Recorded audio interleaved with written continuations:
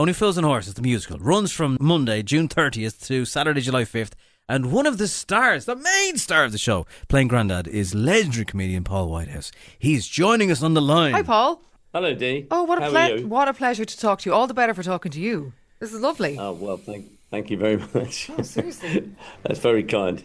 I've just done some exercise, so I might just sort of nod off halfway through, all right? But it's no reflection on you. It's just I'm very old now. What have you done?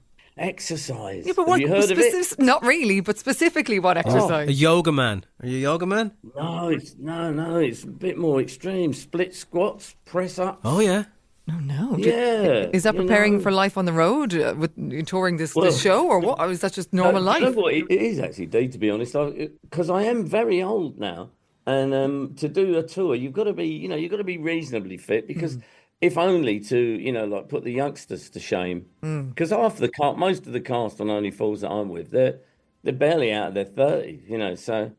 They're always doing press-ups and dancing in weird ways. So I've got to be able to drop down occasionally and go do sort of 5 old man press-ups just to keep them on their toes. And you are a living legend, and you know this. Does a role like this make you feel uber old, or are you just proud to have been around in the time Only Fools and Horses was on TV, which is more than we can say for the cast by the sounds of it?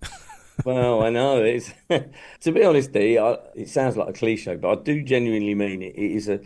It's a privilege to play those characters. I've done loads of characters of my own with Harry Enfield and on the Fast Show, but there's something quite nice. It's almost like a nice pair of shoes. You know what I mean? It's like I slip back into them when I get to do Only Fools and do Grandad, and I do a little cameo as Uncle Albert sometimes. Oh, cool. Oh, we wondered about that. Yeah, I was going to, because I've read David Jason's autobiography, and he talks about the devastation in the show when Leonard Pearce sadly passed away, who played the original Grandad. And then I was wondering, because, for a certain generation, I mean, obviously, I remember both, but Uncle Albert was such a huge part of the show, who kind of replaced that character. So well done, wasn't it? Yeah. So we were wondering, did you dip between the two, and how? Yeah, well, but for me, sort of Grandad was a more sympathetic character, and if you think about it, really, in Only Fools, most of the characters are quite brash, aren't they? Boycie, Marlene, Del himself. So Grandad was a quite sympathetic character, really, and maybe Leonard Pearce was quite a sort of sympathetic person himself. I don't know. There was a vulnerability about him, and there's not very many vulnerable people in Only Fools. And so I loved playing. Me and Kathy Burke always used to say that he was our favourite. But yeah, as the series progressed, of course, Uncle Albert became probably even more popular, really. I know people to me afterwards and said, "Oh, no, but you should have done more Uncle Albert." And I'm like, no, I like doing Grandad, thank you. It's taken every fibre of my being not to say right now to you, Paul, do you find the character suits you, sir? I'm sorry, I just had to say it. Well, I've been doing them for a long time. It's almost as long as the Fast Show characters, really.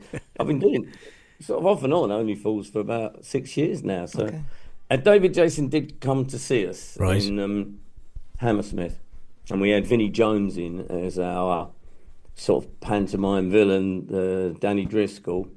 And he was very kind, David, but he's a very good actor, of course. So who knows? I would probably feel more intimidated about David Jason looking at you than Vinnie Jones being beside you. Yeah. It was quite funny watching him go out on the first couple of nights, and he was trembling. He was terrified. But of course, by about day 4, he's milking it out there. We had to try and haul him. Get off, Vinnie. Enough. You have delighted us for too long.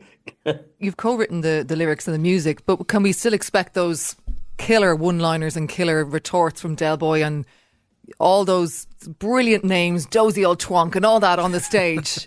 Oh, absolutely, Great. Dee. Trigger is played by a guy called Lee Van Gleen in our show, and he's like, honestly, he is sublime. He's got it down to a T. So we get all Trigger's best one-liners. We get all Del Boy's best one-liners. Obviously, Boycie and Marlene. They're iconic, every single one of them, aren't they? I know, that's the thing. It's such a celebration. And all we do is celebrate the best moments of Only Fools. And if we can't recreate them on stage, we reference them. Even the van shows up, gets a bigger cheer than me. I'd imagine people will be asking you about your time in Ireland. Will there be any fishing that's not for the cameras taking part, or is that just for the show? Well, my mate Richie, who fishes on Corrib and takes people out on Corrib. We got married, not me and Nobby, myself and my husband got married near there, yeah. That's our future lifestyle. Yeah. The things they make us do in this place. I'll be the celebrant, yeah. Yeah. We'll do it on the boat on Corrib. He's trying to lure me out for a few hours, and if I can, I will. I'd love to, get a little fishing while I'm in Dublin, yeah. And do you find as well, I mean, what I love about the show is, in Gone Fishing, it kind of shows you the side of just two mates talking about stuff. And lads are kind of famous for not talking. So do people come up and say, you guys have helped me open up to my mate Jim, or whatever? They do, actually. And it's always a bit of a surprise, to be honest, Mark, because Bob and I are not particularly sort of touchy-feely, open sort of, but we had to talk about heart disease. Yeah. And I think the strength of Gone Fishing is that it came out of real life. You know, we were going fishing together, and we were talking about recovery from heart disease, especially Bob. It was essential, really, that we talked about those things. I don't think the show would work without the heart disease element, and that obviously feeds into talking and discussing, how we're recovering and how we're feeling. It's such a pleasure to watch because it's so natural and because you're just being yourselves. Although I do think you missed a trick not calling it the slow show. And I hope that gets a laugh when you make the fishing joke in Only Fools and Horses, the musical. Yeah, we've got Ted trying to sabotage it, but apart from that, it's very much the slow show. I always say it, like, sometimes I watch and edit back and we have to make our notes, and I'll go, can we have less of us talking and just a tree? The less we do in it, the better, I think. It is ironic, Dee, that we've gone from, very fast, in our earlier career. Bob as well, Mellow. It's life. It's life. Right, well, Only Fools and Horses, the musical, 1 week only, so don't mess around. Bord Gáis Energy Theatre, 30th of June onwards, and you'll get to see some comedy legends. I mean, come on. Exactly. Such a pleasure, Paul. Can't wait to see you on stage. Thank you so much. I've really enjoyed it today. Brilliant.